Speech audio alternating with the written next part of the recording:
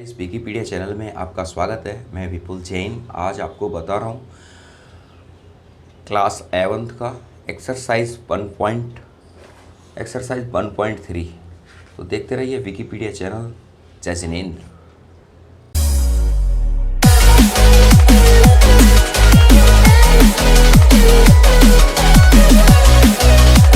Chapter को शुरू करने से पहले मैं आपको कुछ पिछली 1.3 के बारे में आज मैं बताने जा रहा हूँ। तो चैप्टर को शुरू करने से पहले कुछ परिभाषाओं की तरफ अगर हम मैं देख लेता हूँ तो ज़्यादा बेटर रहेगा, जिससे हमें कोई भी क्वेश्चन करने में कोई समस्या नहीं रहेगी।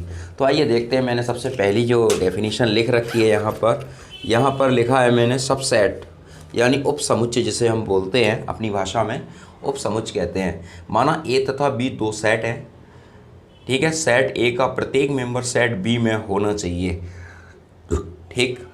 माना ए तथा बी दो सेट हैं, सेट ए का प्रत्येक मेंबर सेट बी में हो तो ए को बी का उपसमुच्चय कहते हैं। इसे इस तरह के चिन्ह से प्रेजेंट करते हैं।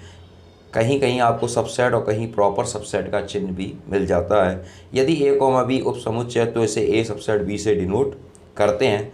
A subset B if and only if x belongs to A, x अवयव है ए का तो x belongs to B, x अवयव है बी का। इस तरह से मैंने यहाँ पर एक क्वेश्चन लिख रखा है, ए बराबर 1 2 3 4, बी बराबर 1 2 3 4 5 6, तो ए सबसेट बी। चूँकि यहाँ समुच्चय ए का प्रत्येक मेंबर बी में मौजूद है, अतः ए बी का समुच्चय होगा। आइए एक्सरसाइज 1.3 की तरफ लेके चलते हैं आपको। देखिए यहाँ पर मैंने पुस्तक को आपके सामने लिख रखा है। थोड़ा सा जूम करते हैं जिससे क्वेश्चन आपको पूरा अच्छे से दिखाई दे सके। देखिए एक्सरसाइज 1.3 आपको दिखाई दे रहा होगा। यहाँ पर रिक्त स्थानों में प्रतीक सबसेट या डज नॉट सबसेट को भरकर सही कथन बनाइए, ठीक है। यहाँ लिखते हैं 2 3 4। अब परिभाषा जो मैंने अभी आपके सामने रखी थी 2 3 4 डॉट डॉट 1 2 3 4 5, यानी 2 3 4 अवयव है 1 2 3 4 5 का, यानी इसमें चिन्ह आएगा सबसेट का, ठीक है। इसमें जो चिन्ह आएगा वो सबसेट का चिन्ह भरा जाएगा। अगला क्वेश्चन है A B C dot dot B C D. तो ए बी सी का प्रत्येक मेंबर बी सी डी में होना चाहिए, यहाँ नहीं है तो ये डज नॉट सबसेट भरा जाएगा, ठीक है। एक्स सच दैट एक्स आपके विद्यालय की कक्षा 11 का एक विद्यार्थी है, dot dot x such that आपके विद्यालय का एक विद्यार्थी है। मतलब कक्षा 11 का एक विद्यार्थी और आपके विद्यालय का विद्यार्थी, तो कक्षा 11 का विद्यार्थी विद्यालय का ही होगा, यानी ये सबसेट भरा जाएगा इसमें भी, ठीक है। ये आपको समझ में आ रही है मेरी बात। ये तीनों क्वेश्चन आपके हो गए, ठीक।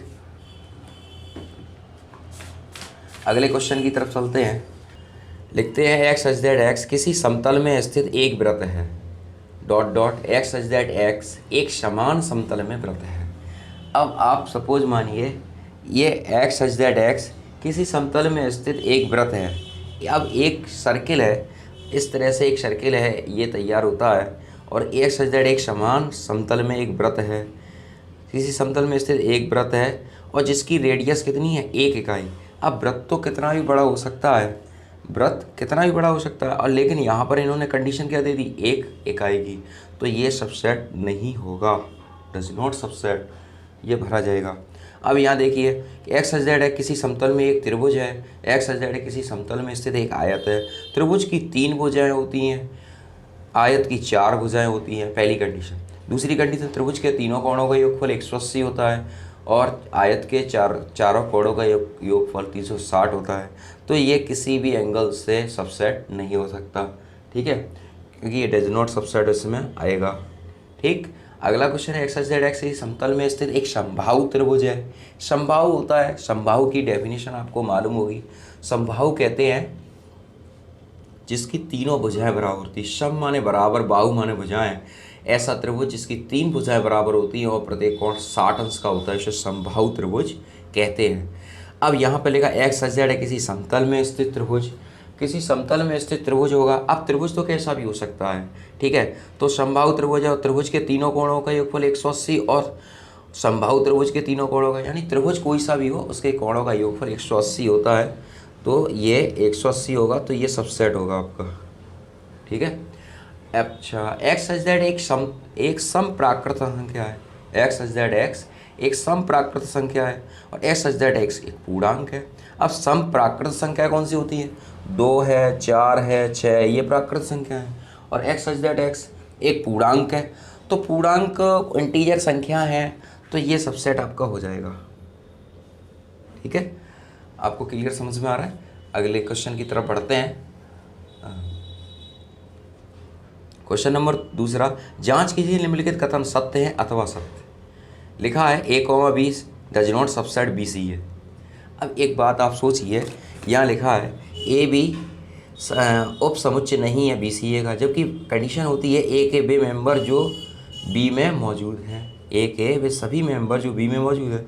तो यहाँ पर तो बी भी है और ए भी है, तो यहाँ पर मौजूद है, तो ये तो गलत बात लिखी है यहाँ पर।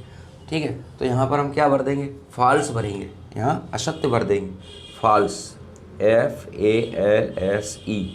ठीक है ना, फॉल्स भर देंगे इसकी जगह, क्योंकि यहाँ पर जो एलिमेंट है दोनों में है, ए बी इसमें भी है, इसलिए ये बात गलत लिखी है, क्योंकि ये सबसेट हैगा।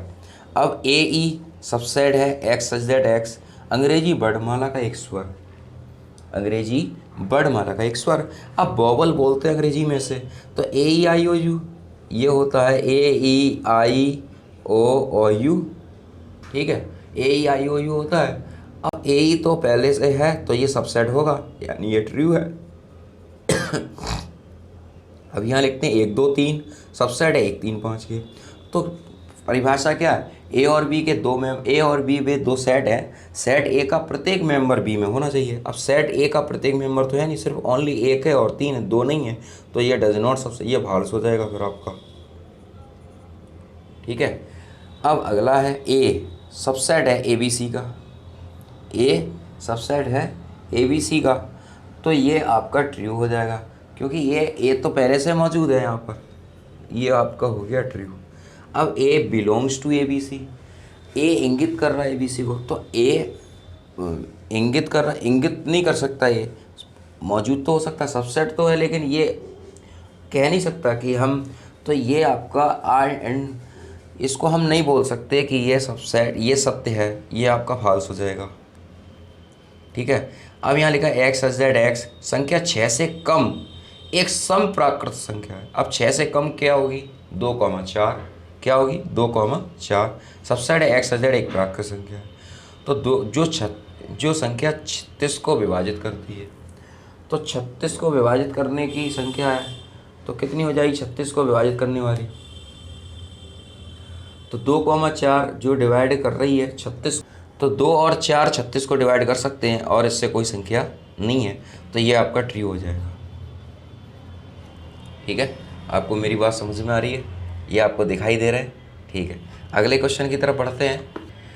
देखिए, मान लीजिए a बराबर 1 2 3, 4, 5 निम्नलिखित में से कौन सा कथन सही नहीं है और क्यों?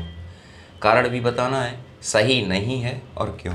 अब पहला इन्होंने दे रखा है 3, 4 सबसेट है ए का, 3, 4 सबसेट ए का है, जबकि 3, 4 तो मेंबर है, 3, 4 तो बिलोंग्स कर रहा है ए को, तो ये इनकरेक्ट है।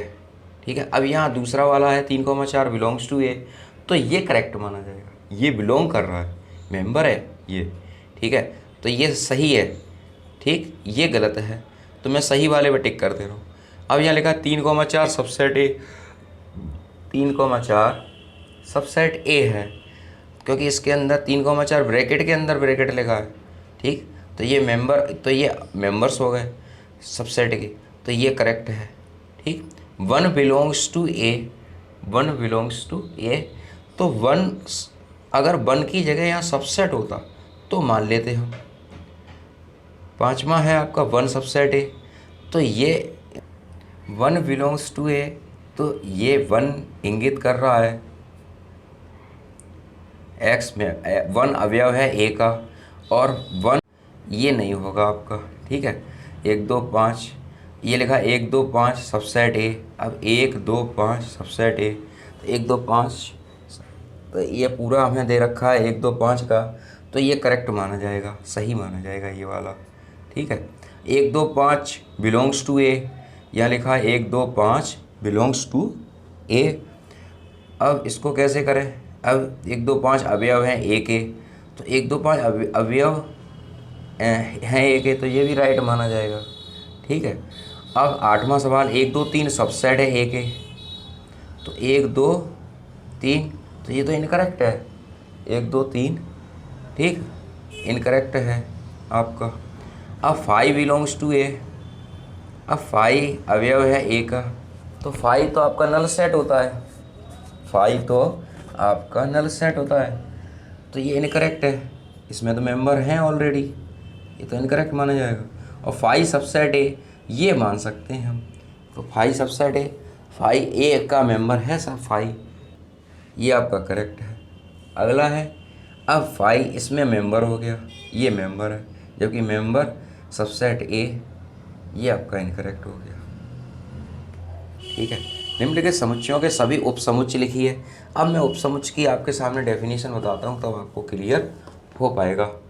अब देखिए उपसमुच्चय की देखिए, उपसमुच्चय और घात समुच्चय को हम एक ही तरीके से लेते हैं, उपसमुच्चय और घात समुच्चय। मित्रों, यहाँ पर घात समुच्चय में ही मैं उपसमुच्चयों को आपको बता दे रहा हूँ। यदि कोई सेट है ए जिसमें n मेंबर्स हैं, तो उसके उपसमुच्चयों की संख्या 2 पे पावर n होती है। ये मैंने लिख रखा है, यदि a में n अवयव हैं तो a के उपसमुच्चयों की संख्या 2 पे पावर n होती है। अगर किसी अवयव में 3 मेंबर हैं, ये मैंने लिखा है, तो इसके अवयवों की संख्या 2 पे पावर 3 यानी 8 होगी। ठीक है, देखिए यहाँ पर 8 मेंबर निकल भी रहे हैं आपके सामने, 1 2 3 4 5 6 7 8 मेंबर्स यहाँ पर निकल रहे हैं। ठीक है, तो आइए क्वेश्चन की तरफ चलते हैं, जिससे आपको क्लियर हो जाए कितने मेंबर इसके आएंगे। देखिए यहाँ पर निम्नलिखित सभी उपसमुच्चय लिखिए। अब यहाँ पर उपसमुच्चय में क्या लिखना है वो आप देख लीजिए। अब जैसे मैंने आपको बताया 2 पे पावर n अवयव होते हैं, ठीक है, उपसमुच्चयों में 2 पे पावर n होते हैं। अब यहाँ पर एक मेंबर है, तो 2 पे घात 1 यानी 2 मेंबर आएंगे। अब कैसे आएंगे वो देखो आप, जैसे बराबर मैंने लिखा, तो यहाँ पर एक 5 आएगा और एक a आएगा। ठीक है, एक 5 और एक 5 तो हर एक में आएगा। अब यहाँ पर 2 मेंबर हैं, तो 2 पे पावर 2 यानी 4 मेंबर होंगे। अब वो कैसे होंगे वो ज़रा आप देखो, जैसे मैं यहीं पर सॉल्व कर दे रहा हूँ। जैसे एक 5 नल सेट, फिर a, फिर b, और फिर a, और फिर b, और फिर a, b। ठीक है, समझ में आ रहा है आपको। अब 1 2 3 लिखा है, तो यहाँ पर 2 पे पावर 3 मेंबर है, 2 पे पावर 3 मेंबर है, तो 2 पे पावर 3 यानी 8 मेंबर आएंगे निकल के। पहले 1 आएगा, फिर 2 आएगा, फिर 3 आएगा, फिर 5 आएगा। ठीक है, और फिर आपका 1 2 आएगा, फिर 2 3 आएगा, फिर 1 3 आएगा। इस तरीके से सारे आपके, देखो मैं आपको करके भी दिखा देता हूँ, ये मैंने एग्जाम्पल भी कि यहाँ पर 1 2 3 है, जैसे a बराबर 1 2 3 है, एक घात का समुच्चय ज्ञात कीजिए। यहाँ पर मैंने लिखा भी है a बराबर 1 2 3, मैंने पहले एक एक लिया है, 1 2 3 ऐसे ही आपको लेना पड़ेगा। फिर इसके बाद मैंने 2 2 को लिया है, 1 2 2 3 1 3। ठीक है, अब इसके बाद फिर मैंने क्या किया, फिर सभी तीनों को इकट्ठा ले लिया, 1 2 3। फिर क्या लेंगे, रिक्त समुच्चय 5, ये सब में लेना है। अब इन सबको मेंबर को अगर गिनते हैं तो ये 2 पे घात 3 मेंबर यानी 2 पे घात 8 होते हैं। देखिए गिनिए, 1 2 3 4 5 6 7 8, ये 8 मेंबर हो गए। ठीक है, इसी तरह से यहाँ पर चलते हैं। अब लास्ट क्वेश्चन है 4, इसमें 5 लिखा है। ठीक है, अब 5 क्या होगा, अब 5 तो एक्चुअल में नल सेट है, 5 तो नल सेट है, तो 5 का एक मेंबर 5 हो जाएगा। 5 को 5 से ही प्रेजेंट करेंगे क्योंकि इसमें कोई मेंबर नहीं है। क्वेश्चन नंबर 5 के अंदर ए सेट कंटेनिंग वन एलिमेंट ही इसमें आ पाएगा, क्योंकि 5 है, 5 एक मेंबर है, 5 एक नल सेट है, तो इसमें एक मेंबर है ओनली। कितने अवयव हैं, तो एक मेंबर है, कंटेनिंग वन मेंबर। ठीक है, अब अंतराल की बात आती है, तो अंतराल की बात आप देख लीजिए किताब के अंदर। देखिए इंटरवल लिखा है, ये ए और बी, इन्हें वाइट बॉल और ब्लैक बॉल के नाम से जानते हैं। वाइट बॉल को क्लोज इंटरवल और ब्लैक बॉल को ओपन इंटरवल कहते हैं। सॉरी, मैं गलत बोल गया यहाँ पर। वाइट बॉल को ओपन इंटरवल और ब्लैक बॉल को क्लोज इंटरवल कहते हैं। वाइट बॉल जहाँ पर भी आएगी तो छोटा ब्रैकेट लगाते हैं और ब्लैक बॉल जहाँ पर भी आती है तो बड़ा ब्रैकेट लगाते हैं। जहाँ पर ये दोनों चीज़ें आती हैं तो ब्लैक की जगह बड़ा ब्रैकेट और ओपन की जगह छोटा ब्रैकेट को प्रयोग करते हैं। ठीक है, तो यहाँ पर जो समझने वाली बात है वो आप समझ लीजिए। ऐसे यहाँ पर एक क्वेश्चन दिया हुआ है, ये निम्नलिखित अंतराल के रूप में लिखिए। अब यहाँ पर -4 less than x less than equal 6 है। ठीक है, अगर लेस देन आ रहा है, आपका लेस देन आ रहा है तो आप छोटा ब्रैकेट लगाएंगे। ठीक है, और लेस देन इक्वल आ रहा है तो बड़ा ब्रैकेट लगाएंगे। तो इसको आप लिखेंगे इस तरीके से, मैं आपको बता दूं। छोटा ब्रैकेट छोटा -4,6 ये बड़ा ब्रैकेट है और ये आपका छोटा ब्रैकेट है। ठीक है, ऐसे ही यहाँ पर -12 less than x less then -10, तो यहाँ पर दोनों हैं तो ये छोटा ब्रैकेट लगेगा -12, -10। ठीक है, -12, -10। अब यहाँ पर लेस देन इक्वल है और यहाँ पर लेस देन है, तो लेस देन के लिए स्मॉल ब्रैकेट 0 और यहाँ पर लेस देन इक्वल के लिए बड़ा ब्रैकेट। ठीक है, और ये लेस देन है तो कॉमा लगा के 7 छोटा ब्रैकेट। अब यहाँ पर लेस देन इक्वल दोनों में लगा हुआ है तो हम बड़ा ब्रैकेट लगाएंगे 3,4। ये कोई बड़ी बात इसमें नहीं है। ठीक है ना। अब आगे बढ़ते हैं। निम्नलिखित अंतरालों को समुच्चय निर्माण रूप में लिखिए। अब देखिए, जो यहाँ पर लिखा था वैसे ही हमें यहाँ लिखना है, तो मैं एक पेपर की माध्यम से यहाँ पर आपको बता। देखिए, लिखा है निम्नलिखित अंतरालों को समुच्चय निर्माण में लिखिए। अब -3,0। अब इसको लिखा कैसे जाएगा वो आप देख लो, कैसे लिखते हैं इसको हम। ठीक है, यहाँ लिखेंगे -3,0, दोनों में स्मॉल ब्रैकेट है, तो इसको लिखेंगे बराबर x सच दैट x, थोड़ा छोटा कर ले, x सच दैट x, और जैसा ऊपर लिखा हुआ है बिल्कुल वैसा ही लिखना है, बिलोंग्स टू R। ठीक है, और छोटा ब्रैकेट है तो छोटे ब्रैकेट के लिए क्या लगाते हैं, -3 less than x less then 0। बात समझ में आई आपको। अगला क्वेश्चन है 6,12। देखिए 6,12, 6 भी बड़ा है और 12 का भी ब्रैकेट बड़ा है, तो बड़े ब्रैकेट के लिए x सच दैट x, ठीक है, belongs to R। 6 less than equal x less than equal 12। ठीक है, समझ में आ रही है मेरी बात। अब दूसरा है 6,12, एक बड़ा ब्रैकेट है एक छोटा ब्रैकेट है, तो x such that x belongs to R। 6, ठीक है, 6 लिखा है। अब 6 छोटा ब्रैकेट है तो लेस देन x, और 12 में बड़ा ब्रैकेट है लेस देन इक्वल 12। ठीक है, नेक्स्ट है -23,5। इसको लिखने का तरीका है और कुछ भी नहीं है। ठीक है, ये है, तो x such that x belongs to R, -23 less than equal x less than 5। ये हो गया। ठीक है, आपको समझ में आ गया। अगले क्वेश्चन की तरफ चलते हैं। ठीक, चलिए देखिए क्या लिखा है। निम्नलिखित में से प्रत्येक के लिए आप कौन सा सार्वत्रिक समुच्चय प्रस्तावित करेंगे। तो सार्वत्रिक समुच्चय होता है U। ठीक है, तो सार्वत्रिक समुच्चय कौन सा प्रस्तावित करेंगे, समकोण त्रिभुज का समुच्चय और समद्विबाहु त्रिभुज का समुच्चय। यहाँ पर मैंने अंतराल आपको बता दिए लिखकर। अब अगला क्वेश्चन है, निम्नलिखित में से प्रत्येक के लिए आप कौन सा सार्वत्रिक समुच्चय प्रस्तावित करेंगे। अब सार्वत्रिक समुच्चय को समझने के लिए मैं आपको एक उदाहरण के माध्यम से, पहली बात तो सार्वत्रिक समुच्चय होता है यूनिवर्सल सेट। यूनिवर्सल सेट को कैपिटल U से प्रेजेंट करते हैं। ठीक है, अब कैपिटल U से प्रेजेंट हम करते हैं। एक उदाहरण आप समझ लीजिए। अगर मैं मानव जनसंख्या का अध्ययन करने के लिए आपसे कहूँ तो यूनिवर्सल सेट ये होता है, यूनिवर्सल माने पूरा विश्व, तो समस्त विश्व के मानव के समुच्चय को एकत्रित करना पड़ेगा।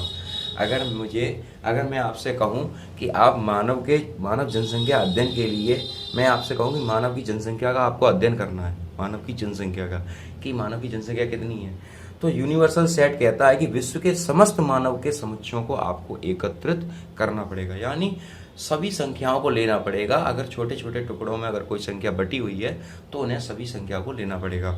अब यहाँ पर जो क्वेश्चन है आपके सामने लिखा हुआ है, यहाँ लिखते हैं निम्नलिखित में से प्रत्येक के लिए आप कौन सा सार्थक समुच्चय प्रस्तावित करेंगे, समकोण त्रिभुज का समुच्चय या समद्विबाहु त्रिभुज का समुच्चय। तो इसका आंसर होगा इसमें सभी संभव त्रिभुज जो यूनिवर्सल सेट हैं वो सारे आ जाएंगे, यानी सभी सार्वत्रिक समुच्चय आ जाएंगे। जो सभी छूटे हुए हैं वो सभी सार्वत्रिक समुच्चय में आएंगे। ठीक है, अगला क्वेश्चन मैं आपको ले रहा हूँ, क्वेश्चन नंबर 9। देखिए यह लिखा है समुच्चय A बराबर 1 3 5 और B बराबर 2 4 6, C बराबर 0 2 4 6 8 प्रदत्त है। इन तीनों समुच्चय ए बी सी के लिए निम्नलिखित में कौन सा सार्वत्रिक समुच्चय लिया जा सकता है। तो मैंने अभी एक उदाहरण आपको दिया था कि मानव की जनसंख्या मैं आपसे कहूँ कि मानव जनसंख्या को काउंट करो, आप मानव की जनसंख्या की गणना करो, तो सार्वत्रिक समुच्चय के अनुसार आपको विश्व की सभी मानवों की जनसंख्या को इकट्ठा करना पड़ेगा, सभी सेटों को आपको एकत्रित करना पड़ेगा। अब यहाँ पर ए में जो मेंबर्स हैं वो 1 3 5 हैं, बी में मेंबर हैं वो 2 4 6 हैं, सी में मेंबर हैं 0 2 4 6 8 प्रदत्त है। इन तीनों समुच्चय में ए बी सी हैं। तो यहाँ सभी मेंबर्स किस में हैं, 0 1 2 3 4 5 6 7 8 9 10, इसमें तीसरे वाले में 10 तक हैं, लेकिन हमारे पास सबसे अधिक मेंबर है 8, यानी ये चौथा वाला काम हमारा बिल्कुल सही करेगा। लेकिन इसमें 0 मेंबर नहीं है, तो हम तीसरे वाले को हम फाइंड करेंगे, यही हमारा सार्वत्रिक समुच्चय है। ठीक है, आपको मेरी बात समझ में आ रही है।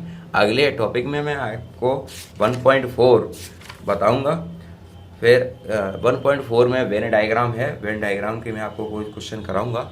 तो अगर आपकी कोई समस्या है तो विकिपीडिया चैनल के माध्यम से अपनी समस्या को ज़रूर बताएं, और मेरा ये बुक से पढ़ाना आपको कैसा लगता है ये भी बताएं।